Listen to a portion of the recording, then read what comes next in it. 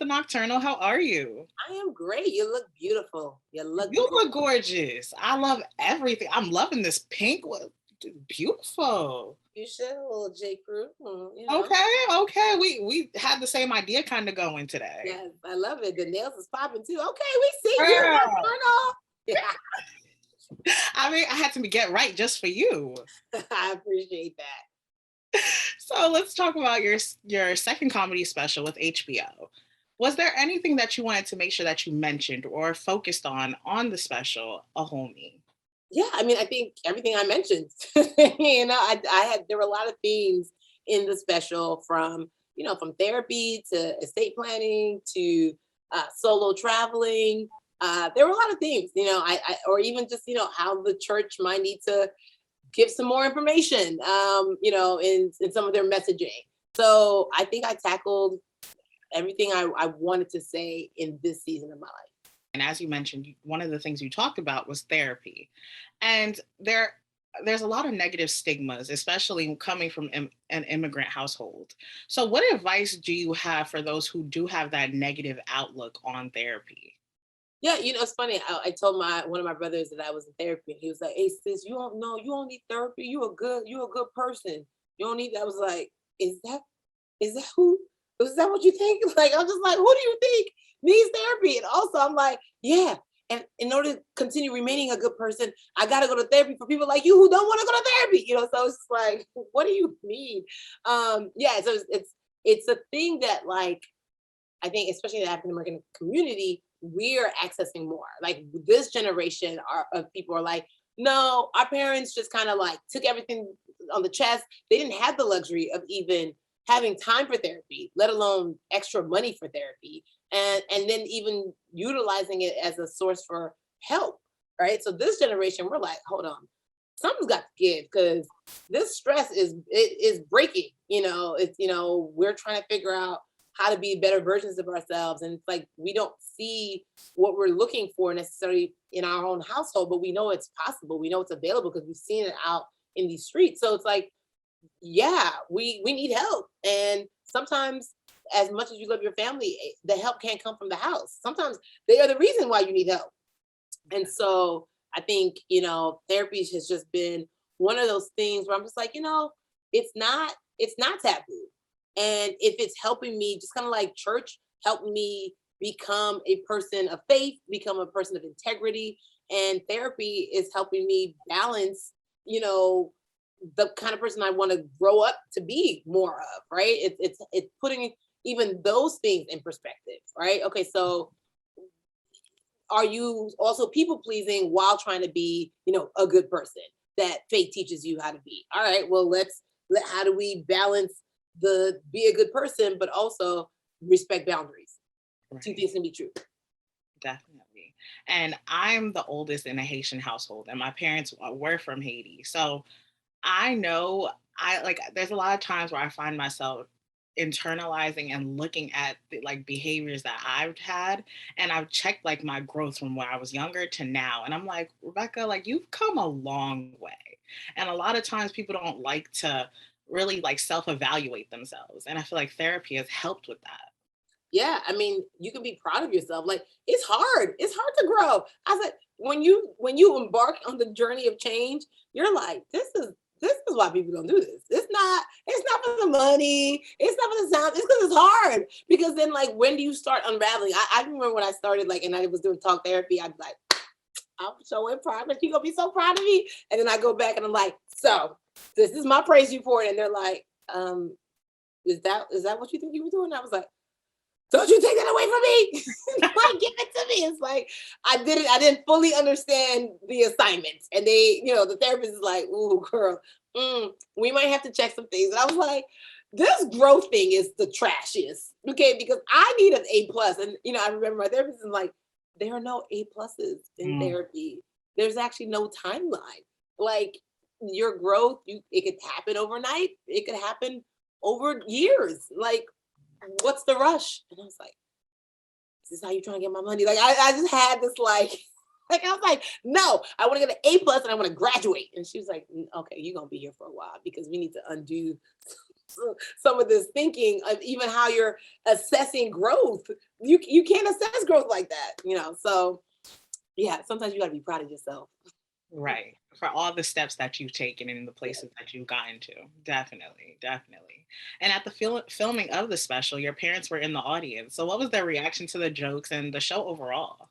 Yeah, well, you know, I did have them sat somewhere where I did not know, because I didn't know how they would respond to the material. They had never seen, you know, the tour. So I'm like, well, I don't know how this is gonna go. And, you know, I'm talking about the state planning with them, and now they're gonna be in the audience, and they're gonna be like, why did she say these things about us?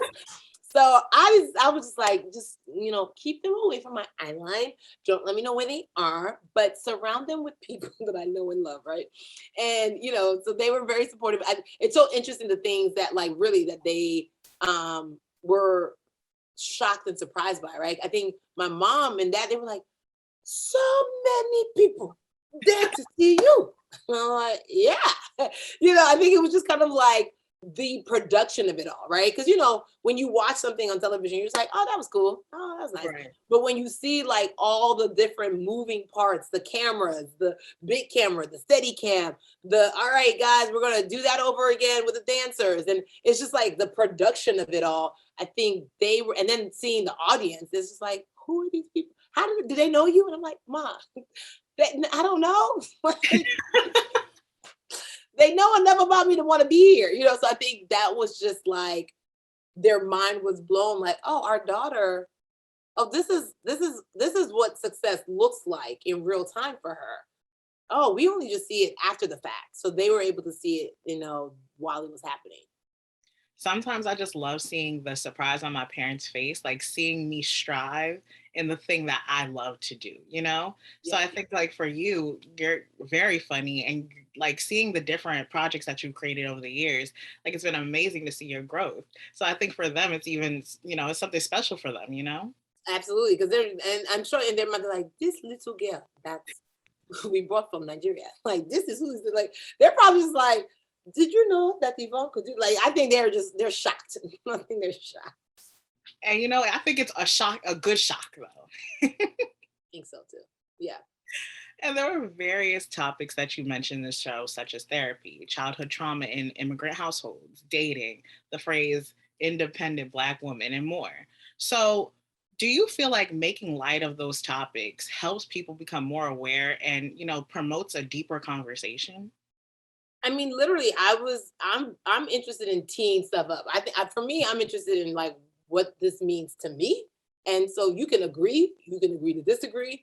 But when I say like I don't want to be a strong Black woman, I don't desire it. It's not fun here. Some people can be like, no, that is a badge of honor. Never let them see you sweat. Okay, sis, you can have it. In fact, have my own. Boom, like have it. I'm not telling you. I'm just telling you, I'm tired.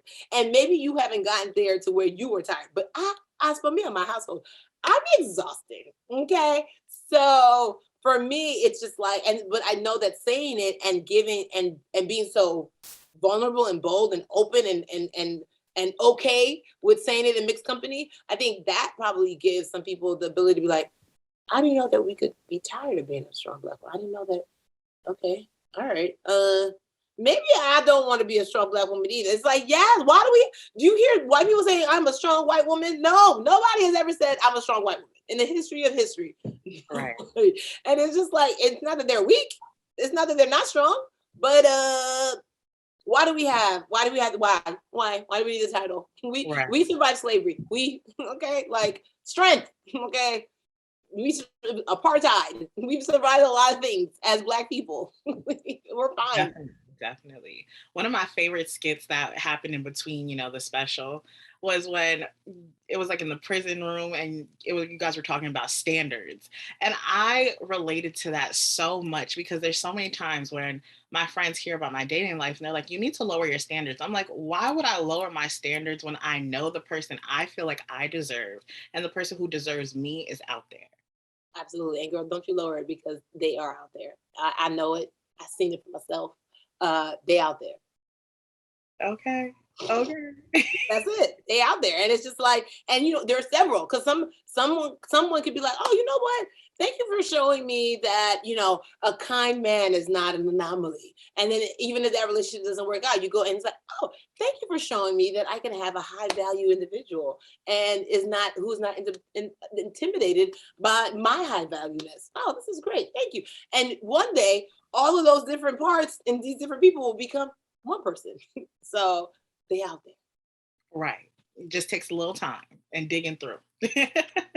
And enjoying your life in the process. Like I said, I went solo traveling. And it's like now when I know what luxury looks like. So when I meet somebody, I'm like, this how I travel.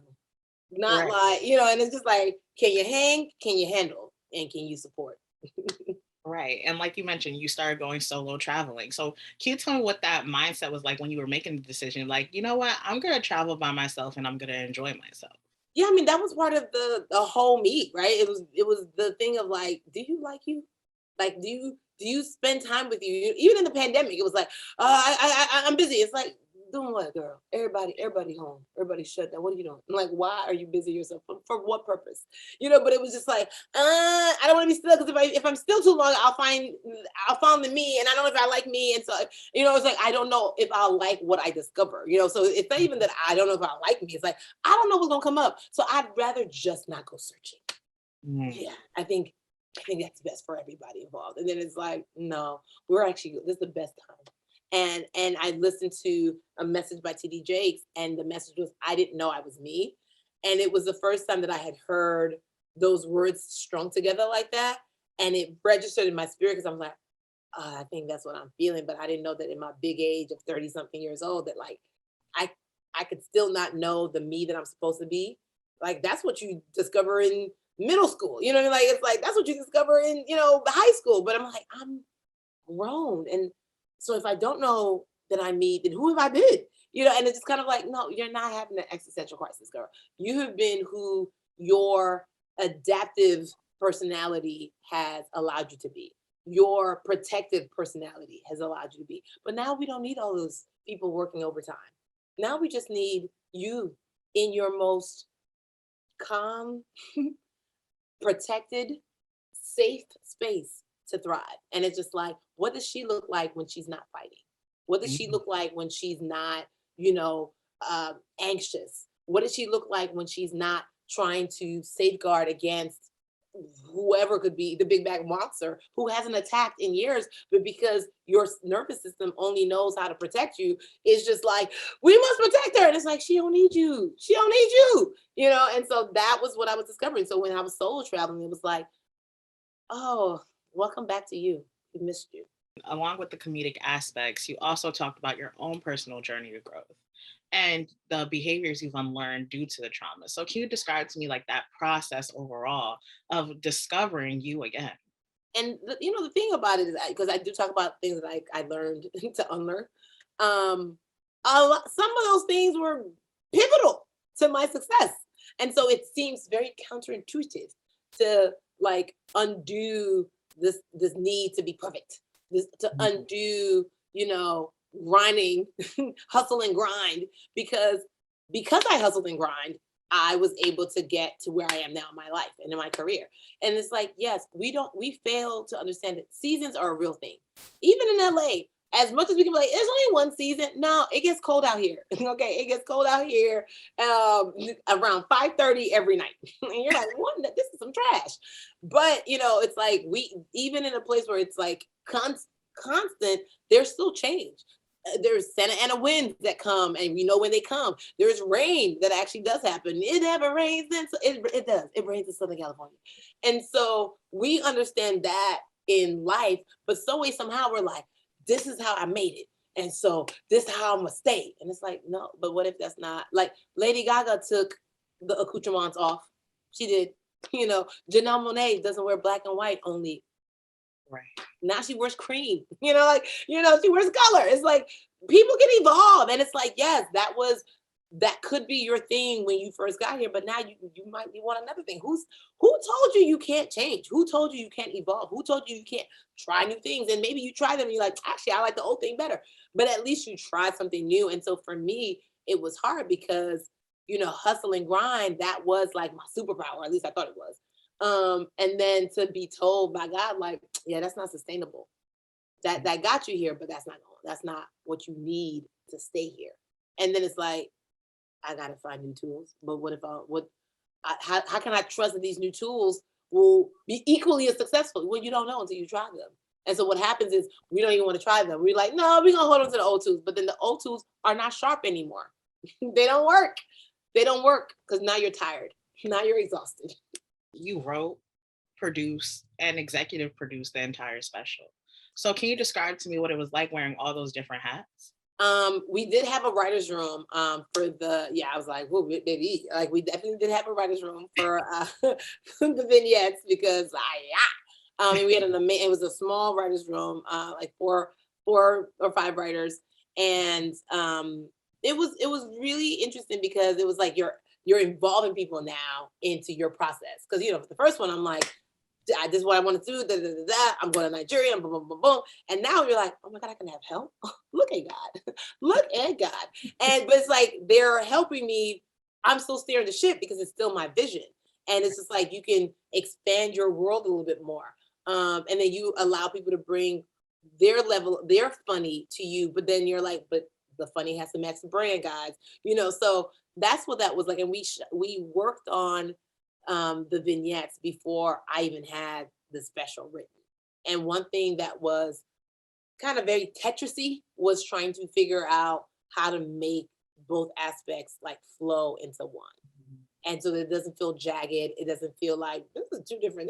What am I watching? I wanted everything to just like transition seamlessly in and out, and the themes to punctuate. I didn't want the themes to like repeat like a joke. I wanted them to punctuate them in a way. And I think we accomplished that. I'm so proud of them. Definitely, because I was cracking up. I was nodding my head. I was saying, I agree the whole time. Like you were getting the reactions out of me. So we really should have just had you with the taping girl. We had audience shots and everything. Okay. Let me know when the next one comes out. I'll be there. I'll be there. Noted. Thank you so much for speaking with me today. I had a pleasure speaking with you. Thank you, Rebecca.